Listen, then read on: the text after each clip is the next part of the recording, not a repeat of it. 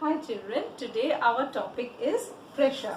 Last time we did the moment of force and today we are going to do pressure. If you see your class 8 book, you will see that these topics are very related and they are together in chapter 3. Alright, now today in the morning I have to make salad.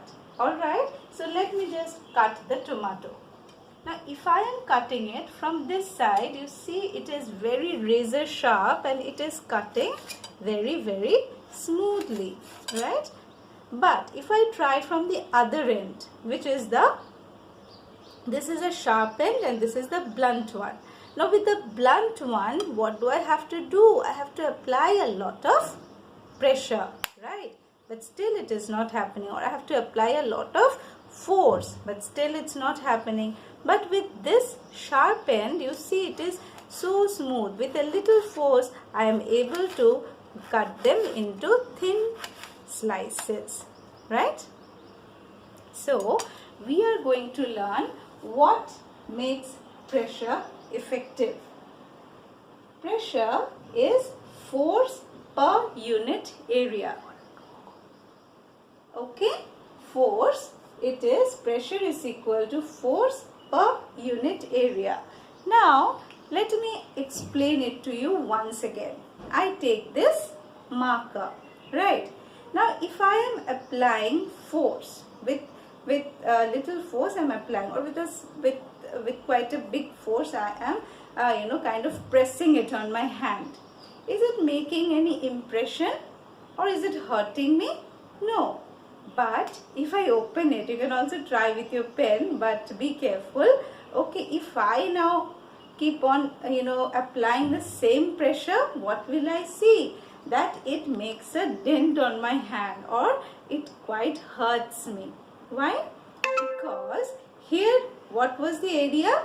Bigger than this area of contact.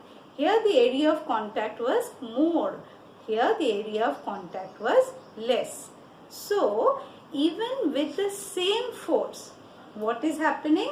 Here I am applying more pressure, but here with the same force I am applying less pressure. Okay. So what do I first say? That more the area, less the pressure. Can I say this way? That more the area of contact, less is the pressure. Like for example, try and do it yourself. Like when I am standing on the floor, I am standing on my two legs, right? So there is less pressure, okay, or less effort I am putting, or less force. But if I have to stand on one leg, can you stand for a long time? It is very difficult. Why? Because you are exerting more pressure. Why? Because the area of contact is less. Earlier the area of contact were your 2 feet. Now only with 1 feet the area of contact with the floor has become less. So you are exerting more pressure on the ground. Alright, this you can very well experience when you are standing on the sea beach, on the sand, right? When you are standing, you can see your feet goes down into the sand. But when you are lying down, okay, now I'll just draw this. This person is standing on his 2 legs, right? On his 2 legs. Okay, so what is the area of contact? This much. But when the person is lying on the beach, the person is totally lying on the beach. Now what is the area of contact? This much, right? So in the case of A, the area of contact is less. So I am applying more pressure, and that is why you will see that sometimes your feet goes into the sand. But when you are lying on the sand, okay, having a sun bath, are you going inside the sand? No, you are not. Why? Because the area is more, and what we know that pressure is inversely proportional to area, or more area, less pressure.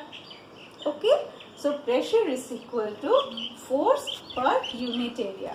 But here you will see I have written thrust. Now thrust is nothing, thrust is the force which I am applying in a perpendicular direction with the surface. This is my wall, this is my marker. So see what is the angle. If I draw this on the board, what is the angle? The angle is 90 degree. This is my wall. Okay, this is my wall and here is my marker.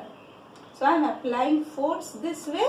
So force is applied at an angle of 90 degree. So this is then called thrust. So thrust is nothing but a force that is applied at a right angle to the surface of contact.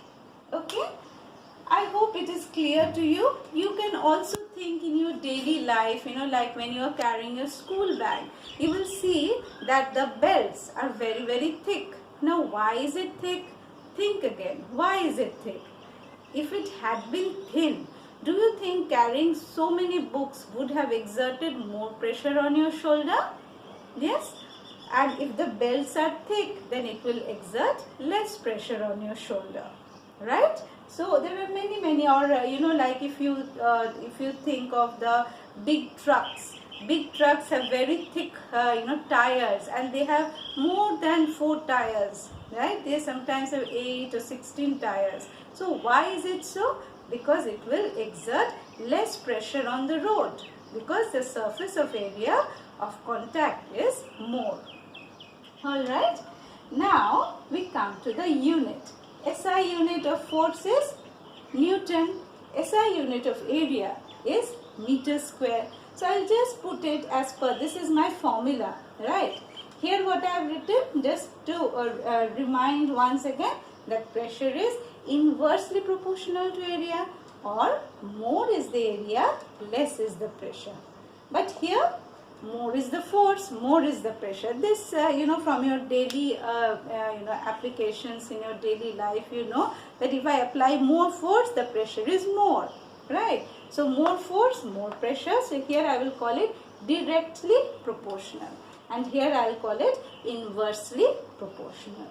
Okay, now I combine this to P is equal to F by A, or F is Newton, A is meter square. So what will be my unit? Newton per meter square. Okay, or I can also call it Pascal, which is named after the scientist Blaise Pascal. Alright, you can read the book, you can see the numericals that are based on this formula. In this, how the numericals will be, either area will be given, force will be given, find out the pressure.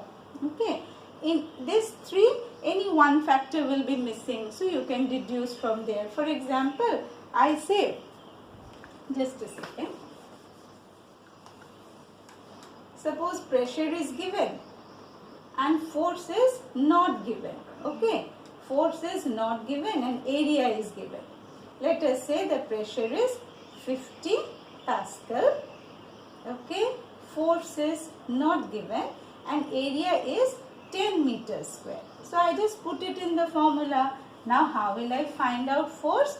F therefore is equal to 50 into 10, or I will say 500 Newton.